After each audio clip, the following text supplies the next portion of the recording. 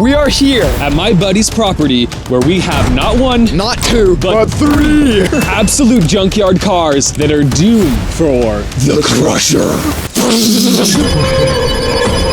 But that's hard for us to see. Each one of these has unique memories, like this Chrysler Town and Country, which had a crackhead living in the back, cooking heinous amounts of prohibited items. And this Saturn, which was owned by a 16-year-old who committed unspeakable heinous acts within this vehicle. And that's why we are going to save these cars, and in under 24 hours, have them running, driving, and up for sale on Facebook Marketplace. Or they're all doomed for the Crusher. Time starts now. Okay, so here's the first one. We weren't expecting it to be this bad. I didn't know there wasn't an engine. This thing is ugly, dude. Dude, look at how many wasp nests are in here. Just take the camera. Come here. Let's get a wasp nest counter. Yeah, come here and see this. Look at how many wasp nests. Oh, gosh. This one's gonna need an engine. It's gonna need all the relays the crackhead took. It's gonna need headlights. It's gonna need electronic crap. If I had 24 hours and $24,000, I don't even know if I could do it. This one right here, destined for the Crusher. But these other two cars, I think we actually have a fighting chance to get these going. This one has an engine, and that one has an engine. They're not running, but let's take them home and see if we can change that. So as we're on our way home, McKay hits the gas a little too much and the car starts to roll off the trailer. Yeah. So we got out to catch it before it rolled away. Holy, it literally broke the shroud. Like I have it in my hand. That was wild. I watched that live. And luckily it was right in front of the house, so that was a huge relief. Going as fast as I can. No fear of that happening unlocked. Literally, that could have happened on the freeway. It could have been a lot worse. Heavy. All right, we're stopping for today. We've got like probably what, 16 hours left. It's right. This is how much time we have left. Welcome to day 2. If you didn't tell, it snowed last night, and we are gonna diagnose this car and see what's wrong with it. After we figure that out, we're gonna move to the Chrysler piece of crap and then see what's wrong with that one. I don't want to. Dude, with how much we got the whole package of these 3 cars for, like if this one is working, we are making plenty of money. We just checked, it turns over, we're getting voltage to the pump, but the fuel pump isn't working. Yeah. So all we need to do is put this fuel pump in and maybe Dude, it might start. Let's replace this fuel pump right now.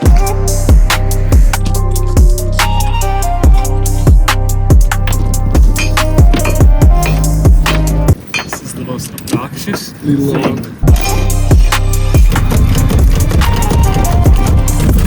I got me in my eye. Tetanus. Actual tetanus in my eyeball hole.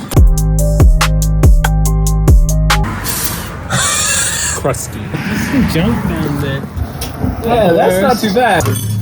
Oh, that sucks. I'm just agitating everything in here, and then we're probably gonna hit it with some form of substance. He's got the smaller hands, so he gets to do this. Smaller hands means bigger hands.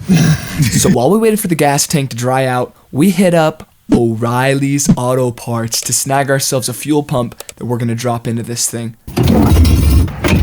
Gas tank is back in. We are filling it up right now. This is the moment. Is it gonna start? But before we see if it starts, a quick word from our sponsors.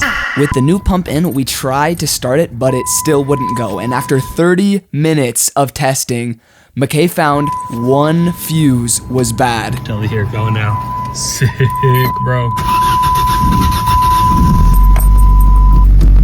Nah, bro.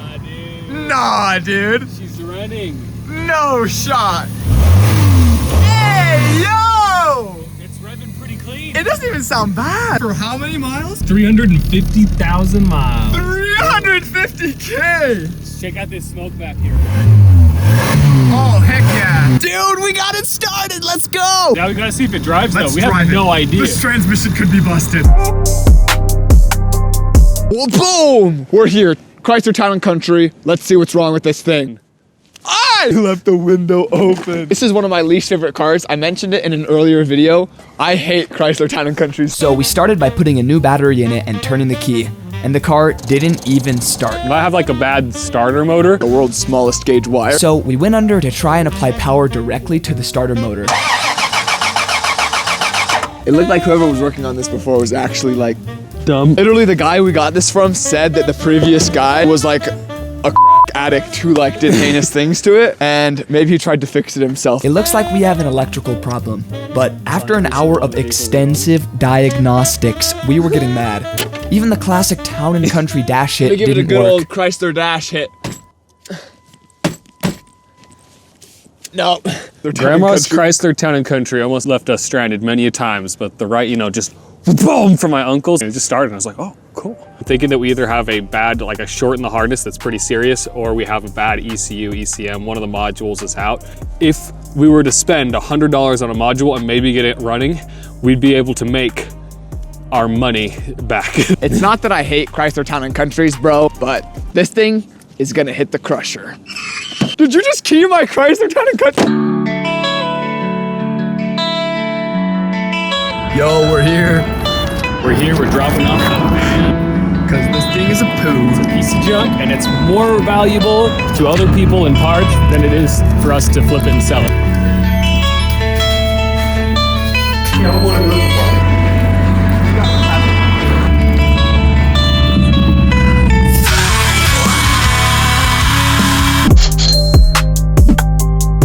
All right.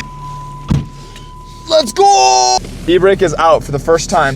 Oh my gosh, that has been eaten by a dog. Okay, it's working. The transmission engages. We're moving. Oh. Do I not know what first gear looks like? Toss it into first gear again? Is that does second not gear? feel like that first is gear. goofy gear. That is- What is this gear ratio? So we had a problem with the transmission where whenever we wanted to put it in first gear, it would go into third gear. And when we wanted to put it in third gear, it went into third gear. And when we shifted back into first gear, it went into third gear. I've never seen this before. But don't worry, we would never sell anybody a broken car. So we fixed it.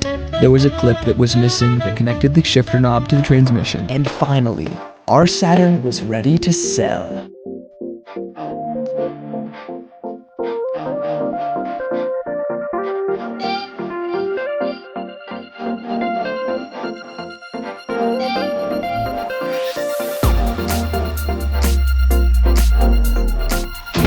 This car smells so bad.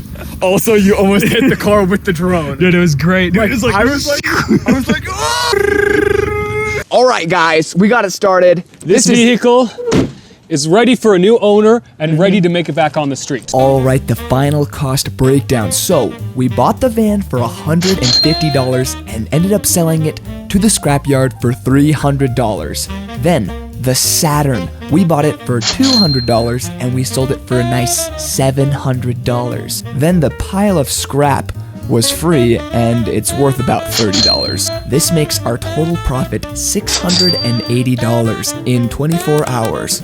Is it worth it?